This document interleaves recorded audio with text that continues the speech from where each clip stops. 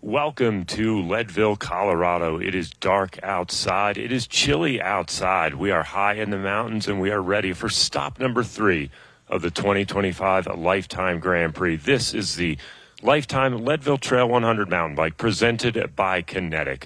We are here in the studio to bring you a live broadcast presented by Orange Seal. I'm Bill Elliston. I'm alongside Meredith Miller, and we are going to be bringing the action all day long. And I'll tell you what, we've been talking a lot throughout the week, Meredith, and there's so many things we're going to be talking about today, from technical talk to the conditions on the course and what riders are really on a hot streak right now. And I think this is setting up to be a really great race today. Sometimes it's just the riders are racing against the course more than their competitors themselves. But yeah, everybody has had their different ways to prepare for the race coming in today at altitude. Some have chosen just to come in last minute if they haven't had the time to be at altitude for an extended period of time. Sometimes it's easier just to come in at the last minute and just kind of, I don't want to say fake it till you make it, but kind of. And you know, so there's a lot of different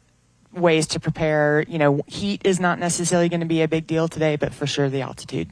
Yeah, we've got a lot of notables. On the men's side, of course, the big name is Keegan Swenson, right? He's won this race a number of times in a row, and he's proved to be the king of altitude out here. John Gaston, who's been on the podium here a number of times and relatively unfamiliar to a lot of the other riders. Toby Road been going well. Simone Palou, the Swiss rider, who's made such a great name for himself.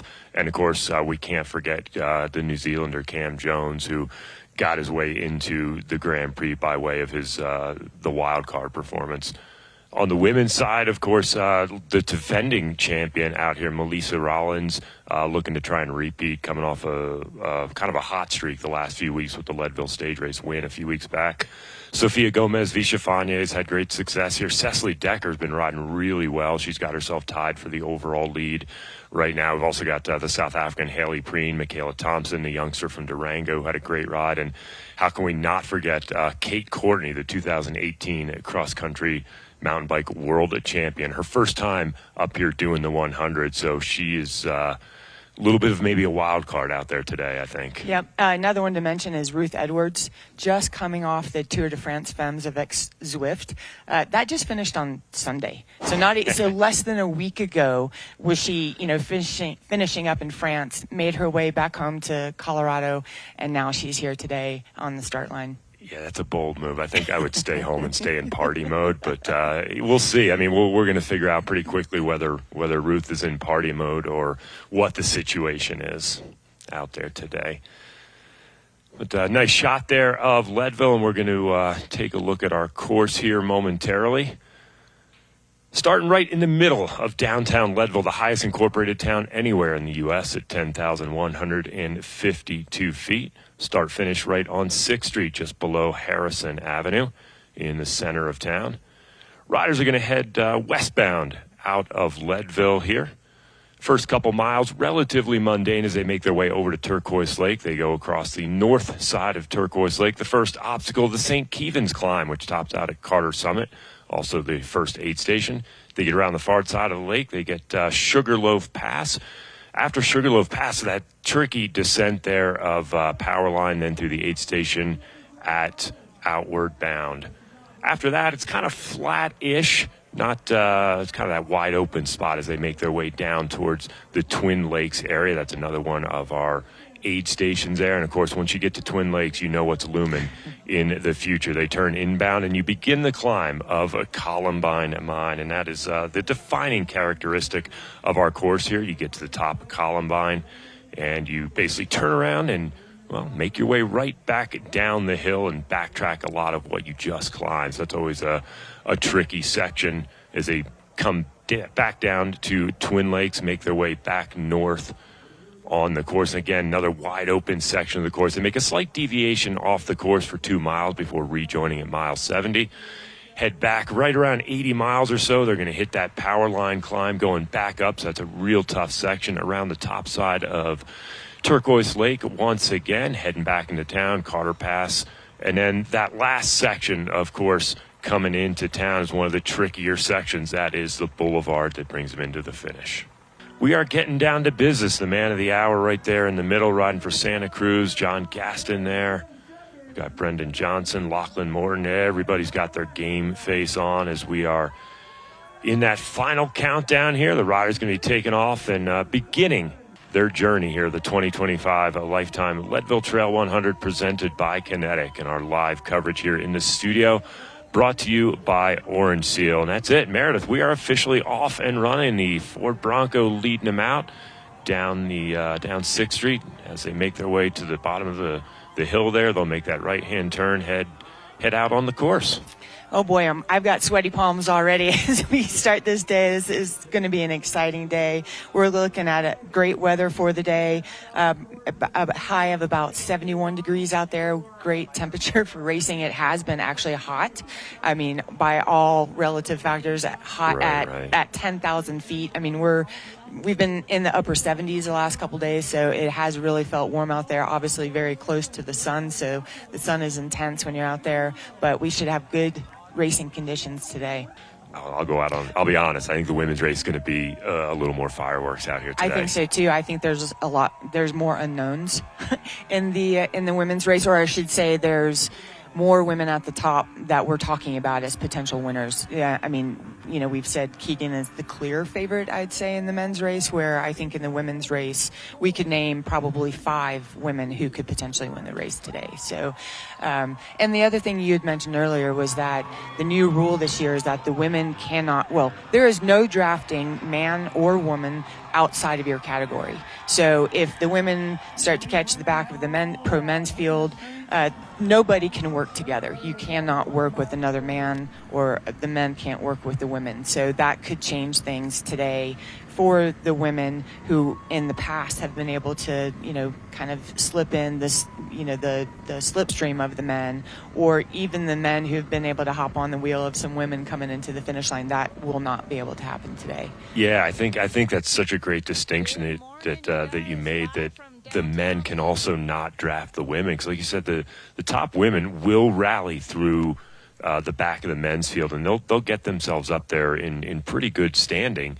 And there's going to be a lot of men. I bet a lot of men actually might forget that rule, right? That's actually going to be kind of interesting to see how that unfolds. And there might be some situations out there where, some enforcement's going to have to come down. Oh, they'll definitely be patrolling that Yeah. closely today, from the motos, from the helicopter, from the drones. That's going to be a big, they're going to keep it, the Lifetime will be keeping their eye on that today to make sure that's not happening. We're back with our men's race, and it looks like they're heading off into the woods here. We're just about 17 minutes into the race, so it's not going to be too terribly long before they get to St. Kevin's, kind of the lower slopes here of St. Kevin's. Yeah, and we're just seeing this already. We're seeing the bunch getting stretched out here. I'm sure I have to imagine Keegan is on the front of this race just laying down a vicious pace right now. And all these guys at the back just trying to hang on. Most of these climbs, you've got to kind of just go at your own pace. But then there's a big section in the middle of the race, both outbound and inbound, where you don't want to be alone. So you've got to kind of go up and over the climbs at your own pace, get down the descents, safely, no mechanicals. But then hopefully you're with a good group in that middle section. And here we are seeing the front of the women here. We see Michaela up there. We see Kate, all the big hitters, Alexis Scarda. Yeah, it looks like Paige Onweller there, maybe on the front. All right, so we're back at the front of the men's race. We can see Keegan on the front here, Gaston following, Simone bringing up the rear.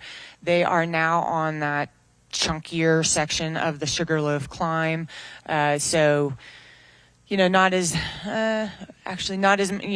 much drafting or anything going on here, but you can see Keegan just going to the front, starting to set his pace, with that record-breaking time in mind today. Yeah, I think everybody knows that this is kind of Keegan's race to lose, right? Like Dave Wiens has 6 wins, the most wins up here in Leadville, and they were consecutive, right? I believe 2003 through 2008. Now Keegan has 4 in the bank, so he's obviously going for number 5 this year. So wants the win, again, publicly wants the record. And he knows he's not going to have a lot of friends chasing that down, because he's just proven that he is the de facto high-altitude king here of off-road racing in the U.S. So, no surprise to see him driving the train, and I think we're going to see that a lot. I mean, Simone, obviously we saw Simone taking his turns earlier, and I think that's just the way Simone races, riding for that Tudor BMC squad coming out of Europe. That's just what he does.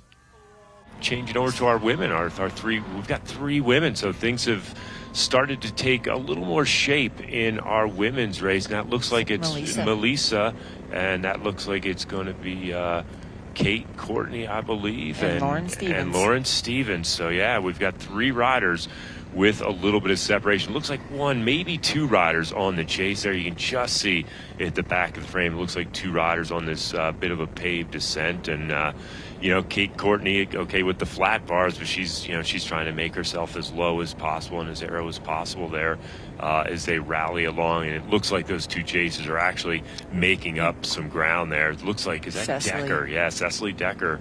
Oh my gosh, he doesn't even have a tire. He does not even have a tire on his rim right now. Oh my gosh. Where did that tire go? Who's going to be the lucky recipient of finding a tire in the weeds? Wow. That's so that explains a whole lot right there.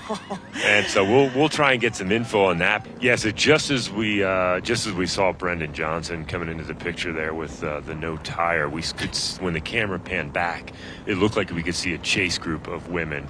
So, and they looked like they were closing in, and maybe more importantly, in the foreground, you could see the leaders were starting to spread out across the road, and there was maybe a little bit of discussion there. Nobody was really willing to continue to drive the pace because they're only about 25 miles in as they hit outward bound. So I think we may see a regrouping of some of the women. Couldn't quite see how many were in that chase group that were behind, but could see a regrouping here coming up momentarily. It looks like we've already seen 1 rider.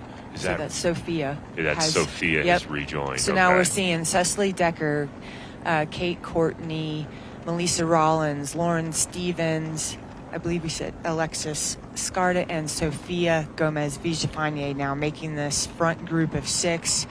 We have seen this group get a lot bigger now. Yeah, this is absolutely swelled inside. I think we saw Andrew Lesperance there in the back with the maple leaf jersey. That looks like Hugo. Sean Fincham in there. Canadian national champion. Sean Fincham, my bad. Sean Fincham in that jersey. But in front of him is his teammate Andrew Lesperance. Yeah. That's Cole Patton. That's Cam Jones, Payson, McElvin.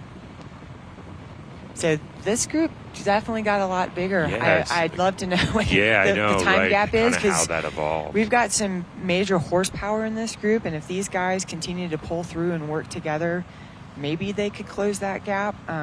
It's really hard to say. They've got a good head of steam. You would think, right, with the numbers, the numerical advantage of this group versus the leading 3, that if they can stay unified here, they can make a little headway. And just as a comparison, talking about times, at the 32-mile single track time split, comparing last year to this year, we are little under a minute and a half ahead of last year's pace. So on a faster pace, 32 miles in, I'm not sure that's as far ahead of pace as Keegan might have wanted or would expect as our 2 leaders continue to make progress. And I was looking at time checks again relative to what we had last year here on the course. We're about a minute 40 or so ahead of last year's time schedule. About 19.7 miles an hour is the average speed so far.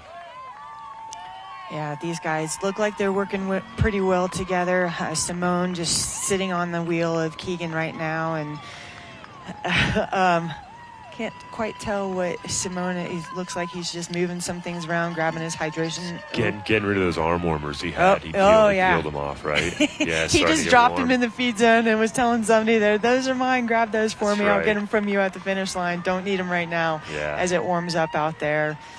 Back with our women. This looks like our leading group, I believe, of our women. We see Sophia, Cecily Decker, Melissa's in there, Kate Courtney in the mix as well, and looks like they're having a little bit of maybe a discussion there, just trying to keep themselves organized. Remember, we were at 9 in that leading group at one point. We've dropped a few riders. So we know we dropped Sarah Lang. She was out of that mix. And we know Ruth Edwards out of that mix. Michaela Thompson did a great job outward bound. She'd been distanced a little bit when they came through outward bound, but she did a great job to rally, get back into the safety of this group, and be able to save some energy and keep herself in contention. We're now looking back at Keegan Swenson just all by his lonesome, so it's nothing new. Certainly it's not a shocking revelation that he's by himself on the slope somewhere, maybe about a third of the way up, I would guess, halfway up Columbine at this point. Yep, and we're going to kind of come in and out of, as we're seeing the riders head up Columbine, they're in and out of the trees for quite a while before they get up above tree line, and so that's harder for the cameras to capture, even for the helicopter that's up there following them. They can't necessarily see through the trees. Right. So this is a good place where we're going to see both action from the men's and the women's races as Keegan and Simone and John make their way up towards the top of the Columbine mine, and as we watch these women coming into the bottom and to start their ascent. All right, here we're seeing this chase group coming through the feed zone here, and it looks like maybe we are missing Haley Smith. We see Hannah Otto here, Paige Onweller, and Ruth Edwards. Haley Smith was with this group. Hard to see if she's just slightly off the back or where she might be. But, this group of 3 rolling along here with their eyes forward on the big climb to come. Keegan is he's trucking along. He looks smooth. I mean, Keegan very rarely looks like he's in the hurt box, but that being said, Keegan is also one of the guys out there who knows how to dig deeper than just about anybody else.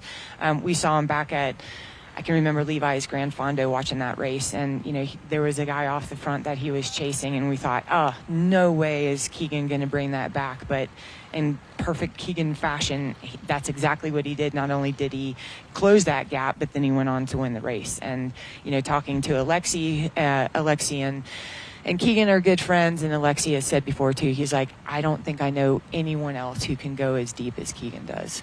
In that chase group, we've got Andrew Lesperance, Taylor Ledeen there, Hugo Drachot having a great ride. Yet Cole Patton still doing quite well. Braden Lang hanging on to 8th place. Cam Jones, first we've seen him kind of getting that diesel warmed up. He's now up in 9th place. And Zach Calton has himself squarely inside the top 10 on the men's side of things. Kate Courtney just in her rhythm, right? She's just kind of ticking along. The cadence may be coming down just a little bit, but she's got to be getting real close to the summit here of the Columbine mine, and of course that'll be our turnaround point for our leading women to begin their journey back here into Leadville. 3 hours 36 minutes and change that they've been out there on course. As our camera pans out just a little bit, maybe we'll get a little more of an idea if we start to see some of the tents at the top that denote the peak of the climb, the summit of the old Columbine mine. Yeah, and at last time check that we had, Lauren Stevens was in second. Mm-hmm. So just a couple minutes or just under 2 minutes off Kate's pace. Again, that was at last time check, so we don't know if that's opened up at all. And then Melissa Rollins following Lauren about a minute and a half or so off her pace. So those are the top 3 out on the trail right now on this big climb. Then followed by Cecily Decker, Alexis Scarda, Sarah Lang. So Sarah Lang was one of those riders that had fallen out of that top group, was initially in that front group of 9 women as they went up Sugarloaf, and then at the bottom of Powerline, she was missing out of that group. So looks like she's making her way, as she is an extremely strong climber. She's making her way back up through the ranks and sitting in 6th overall right now. All right, we continue to watch Kate Courtney make quick work of the descent and just, dodging riders that are still making their way up the hill, riders in the women's field, and of course some of our age group riders and some of our men. Yeah, so here we're seeing Kate still charging at the front of the women's race, and we're seeing Lauren Stevens about 3.5 minutes back, and Melissa Rollins at like 3:58. So Melissa's definitely pulling that time back to Lauren. She's got a good rabbit to chase in front of her, so that's motivation to stay on the pedals, keep the power, pedaling through the bike, and just keep moving forward, because I don't know. It is a bit of an advantage to have a partner in crime to work with, and can they bring back 3.5 minutes to Kate? We'll see. She is still gaining time on them, but still, if those two can come together and work together, then at least we'll see. I would imagine we'll see that time gap come down a little bit. Yeah, it's going to be tough, right? If they can bring that back down, my guess would be, we would have to kind of reassess it when they get to the top of Powerline and see what the gap is at that point, if they can close it down. But yeah, we're looking now, and we do see Melissa just about to make the catch here to Lauren here. So we'll see. She's not coming up on her so fast that she's going to go right by her. So I think they're definitely going to link up, probably have exchange a few words of encouragement, and start to kind of rally together here. And if Lauren knew that Melissa was coming and that gap was coming down, it's possible too that Lauren may have let up off the gas just a little bit to go ahead and let her come back, because if she thinks it's in her best interest to have a partner out there, to have someone to work with, she might have let up and wanted to make that connection with Melissa so that they could work together. So, she didn't slow up and make Melissa come around. So that makes me think that she's just riding her own pace right now. And if Melissa, wants to come around and take a pull, of course she'll welcome that.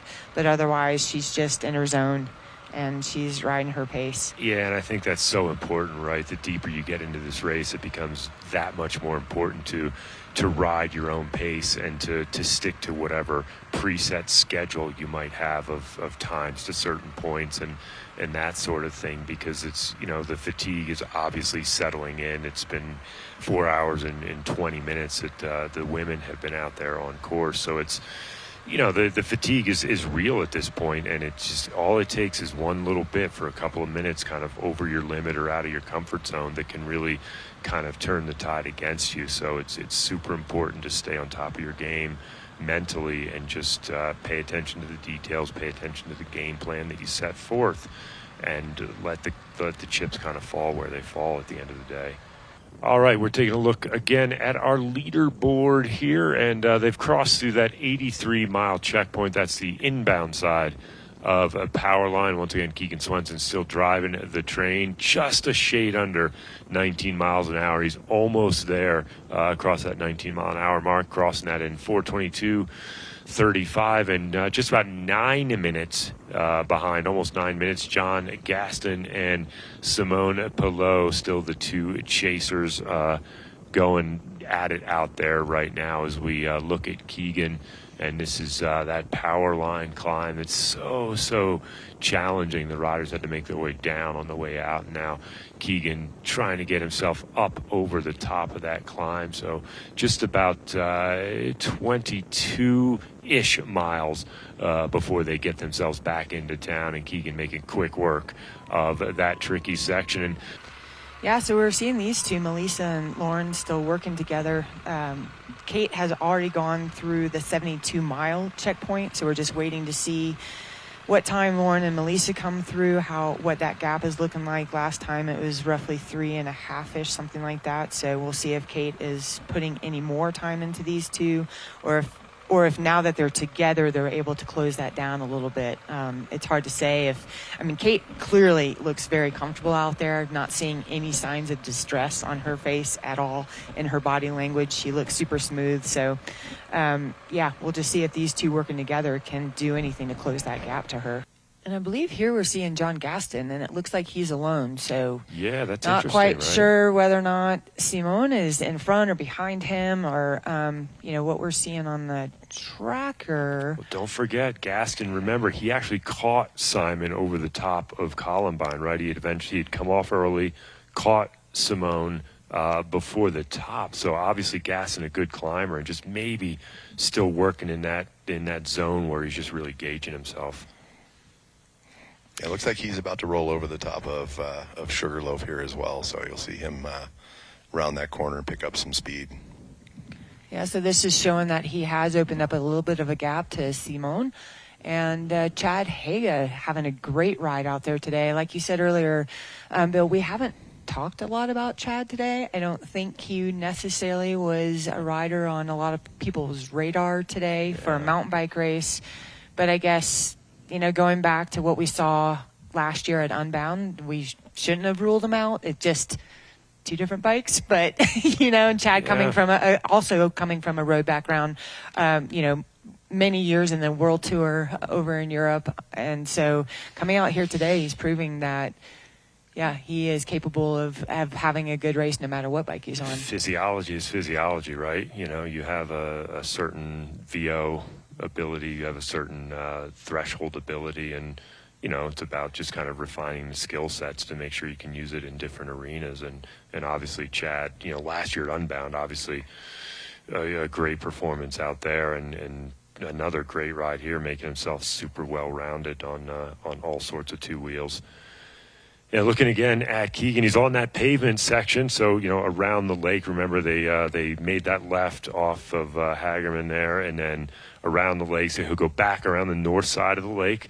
That'll be getting himself to the Carter Summit area, and then from there, it's kind of largely downhill to get into town, and then that boulevard becomes kind of the last obstacle. And we were joking about that yesterday about, you get to the boulevard and everyone's like, woohoo, I'm home.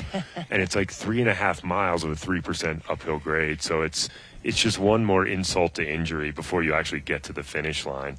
I mean, as we talked about earlier, this Keegan Swenson knows how to dig deep, and he knows, I'm sure he knows whether he's on track to get the record. I think he knows 5.5 hours is not going to happen today, but is he on track to still, beat his record from 2023? So, whatever, there's all sorts of things going through his mind right now, and he knows exactly what his markers are. And so he's either just in it to win it today, or he knows he's still on track to come close to beating that record from 2023. So he's now just past his record from 2023. Yeah, there it is. So a little bit off that record, but hey, I mean, what an incredible ride. Yeah. Every time Keegan Swenson comes out and races his bike, you just never know what to expect. Now in those that nice little neighborhood on that part of 6th Street here in Leadville, and I'm sure he hears the music, he hears the fans. I'm sure the hype is just out of control there on the finish line. He left here, coming up on 5 hours and 45 minutes ago, and the folks have been waiting. They've been paying attention to the feed. They've been watching online, and they know he's coming back into town, and they know that they're going to be celebrating a phenomenal performance. I mean, he's no stranger to Leadville, right? Most of your average Leadville locals that have been here, they know the name Keegan Swenson. They know that this is an athlete that just is, arguably head and shoulders above the rest of the crowd. And they know that kind of performance, that kind of ability deserves a celebration. He's now on that descent. So amazing performance, mouth open, still digging for the line. So your champion in 2025, round number 3 of the Life Time Grand Prix here in Leadville, and he is out of the saddle again. Look at this, digging for the line. Ladies and gentlemen, we are so happy. Keegan Swenson is getting it done the 5th year in a row. Your champion here in Leadville, officially across the line. Keegan Swenson. What a day out there, getting the champagne bath across the line. His team Soigneur there to make sure, that's Gabby, making sure she's got him, leading him into the corral there to take care of him. And it's going to be a happy night in the Santa Cruz team compound. It blows me away that, he is still sprinting all the way across the line. What a day for John Gasson, a guy who's just not a traditional bike racer, but can come out here and just really give it to some of the best bike racers in the world. It's just unbelievable to me. It's not often that you see this kind of talent, but again, talent is talent, skill is skill, and physiology doesn't lie. Right. And he's got it all. He's got the whole package. And I think whatever sport he would lean into, he would probably be highly successful. We're just fortunate that he's chosen mountain bikes. Exactly. It's great that we get to be an audience to what he does. And even watching him a couple weekends at the Snowmass 50, seeing him come across the line and then just hanging out to finish with his family was a pretty cool thing, and just super chill. I mean, there was no, hubbub around that finish line. And so the fact that he's just like Keegan, just sprinting all the way to the finish line, just, pouring every ounce of energy he has left into crossing that line. And he's going to do it about 3 minutes faster than he did last year. The Swiss star, he spent many years racing on Division II teams in Europe. He's won King of the Mountain titles at several stage races, UCI rated stage races in Europe. He's just gotten into the off-road scene, Tudor's brand new off-road racing program this year, and he is clearly the star of that program here, and he's going to celebrate a little bit for the crowd. So third place here on the day, coming across the line from Switzerland, living in Columbia now, Simone Pelot across the line. And I think it's safe to say he left everything out there. I'm not sure he's going to make it up to the interview spot, to the little athlete recovery zone. We are at the finish line with Keegan Swinson. Keegan threw down a spectacular race. You're no stranger to first place here, Keegan. How did the day go? Well, it was a good day. We rode hard up St. Kevin's, and Simon, John, and I were able to slip away, and we just rolled very well all the way out and had a careful, nice, smooth descent down Powerline. Tried to keep everyone together and keep air in the tires, and then just trucked on out to Columbine. We were on a good pace, and from there on out, everyone was kind of doing their own thing, And today was a bit sketchy. The dirt was super loose. I was really cautious down Columbine as well, just trying to keep it upright and not crash. And then, unfortunately, it was a bit windy on the way home, but still rode, gave it about everything I had on the way here. So, was trying to go a bit faster than I had before, but unfortunately came up a little bit short. But it wasn't for lack of trying. Checking out where Kate Courtney is, our little tracker, continuing to update. She looks like she's just about to the far eastern side of Turquoise Lake, so should be dropping back down a little bit closer to the lake up above, and then that's going to bring her back into town here. So she's only a handful of miles away, trying to get a little bit of an idea about how far. About 6 miles, it looks like, out. So she's about 2.5 miles or so from hitting the boulevard section before making her way back into town as well. So last time split we had, I believe, around 9 minutes or so. Melissa Rollins still holding on to that third spot out there on the course, and she's a little over 10 minutes behind. So I think it's probably about roughly about 8 minutes or so. Again, we're not getting the tracker update on Lauren right now, but that I would say it's probably around 7 to 8 minutes is the gap from Kate back to Lauren, and then a further 2 or so minutes back to Melissa Rollins out there. But right now we're back on Kate Courtney and getting her hands back in that familiar arrow position. You can see she's on a pretty fast section of the course, kind of descending back it down towards the flats, the plains there on the eastern side of the lake. So she's going to be very quickly back down to the flattest portion of the course where, again, not easy, but the bulk of the elevation is behind you. She'll still have the boulevard, of course, that 3.5 mile drag that's,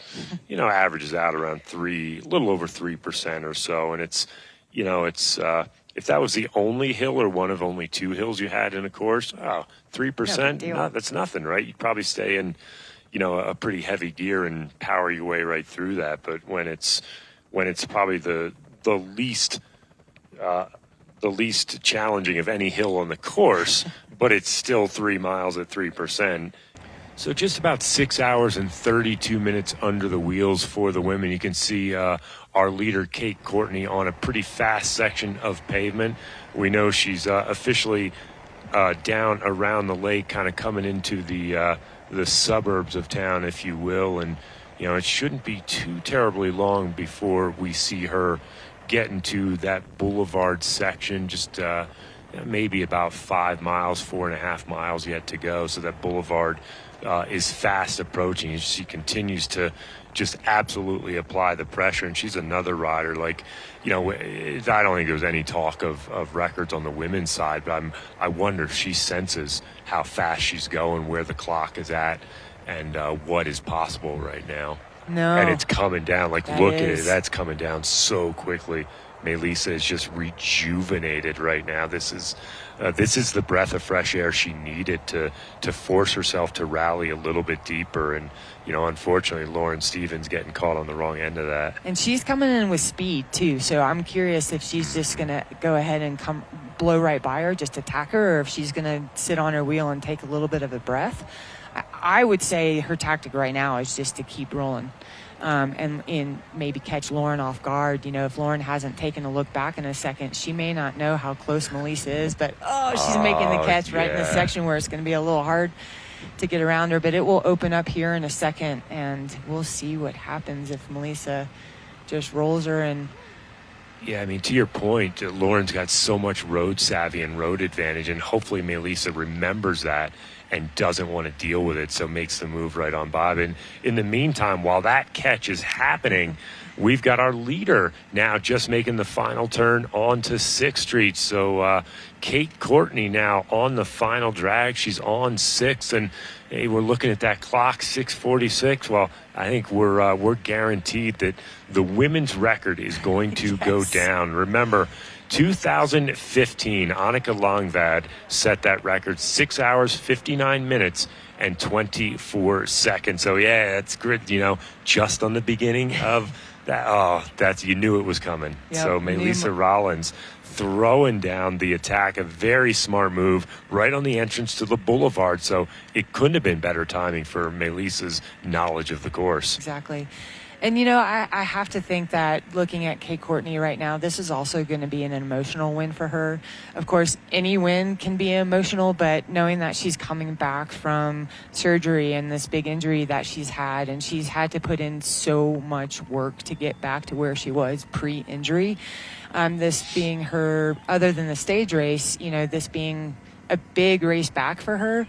So I think she's just stamped her authority on this race and shown that she's back and has the fitness. And, you know, we'll see how this, you know, plays into the rest of her World Cup season as well.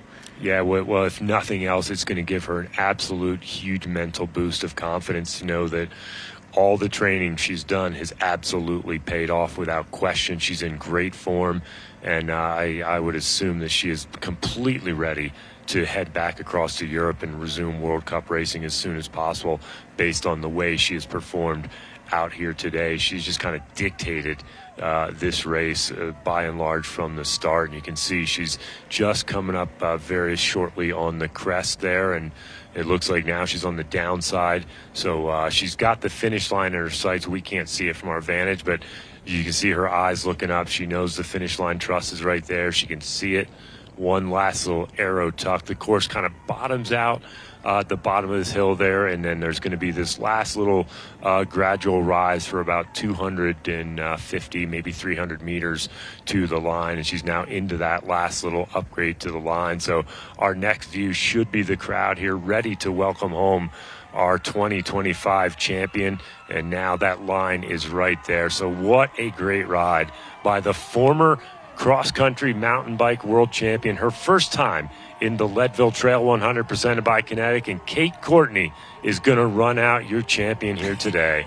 6:48.55 Wow. on the clock. So she broke that record by about almost 11 minutes. Amazing. And the way that she came into that finish line told me too that she actually had that goal set, that record in her sights, and she wanted to set that goal and not just set a new record, but really smash it. And she should be so proud of that ride today. That was just fantastic. And I mean, she took the lead going up Columbine, and she never looked back. So before halfway, right? She led this race just by herself from halfway. She obviously has that finish line banner in sight, the crowd in sight. I'm sure her folks are here, and you know, she's reliving some of the glory from last year when she came home solo for the win. And you know what? It's she didn't repeat. It's obviously, you know, it's very challenging to repeat in a given race. So for her to stay as this consistent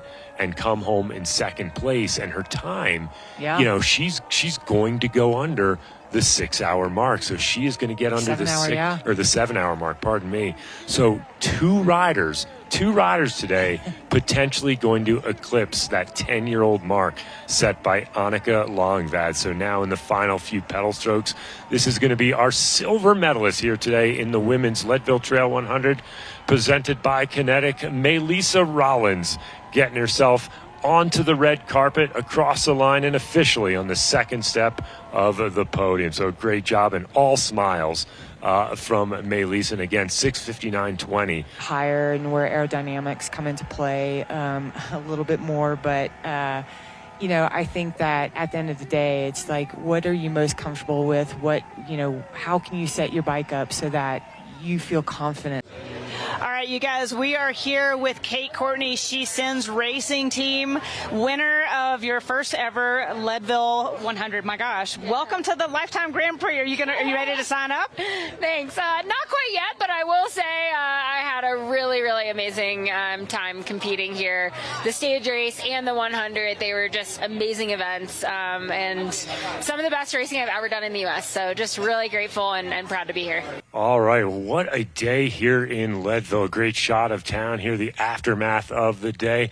Looking at our men's results, Keegan Swenson walking away with the win, John Gaston in second, Simone Pilot in third, Toby Rode in fourth, Payson McKelvin in fifth, and Andrew Lesprance, Taylor Ledeen in seventh, Chad Haga in eighth, Zach Calton coming home in ninth, and rounding out your top 10 on the day, Braden Lang.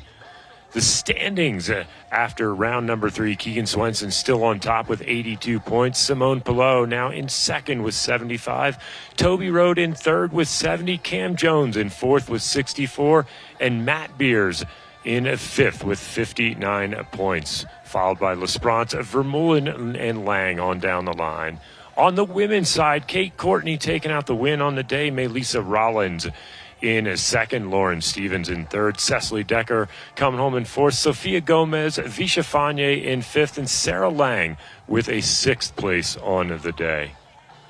The standings on the women's side, Cecily Decker now moving into the lead, 86 points. Sophia Gomez, Visha Fanye in second with 84. Melissa Rollins in third, 72 points. Sarah Lang in fourth with 61. And in fifth, Cecile Lejeune with 43. Keep in mind, these are all unofficial. Still some riders out there to come in, and that may affect some of the standings down the line. Well, that's pretty much a wrap from us from stop number 3 of the 2025 Lifetime Grand Prix here in Leadville. We will see you down the road. Stop number 4 coming up in September up in Hayward, Wisconsin for the Schwamigan Mountain Bike Festival. Until then, big thanks to our special guests in the studio today. We had Kimo Seymour and, of course, Willie the Wiener.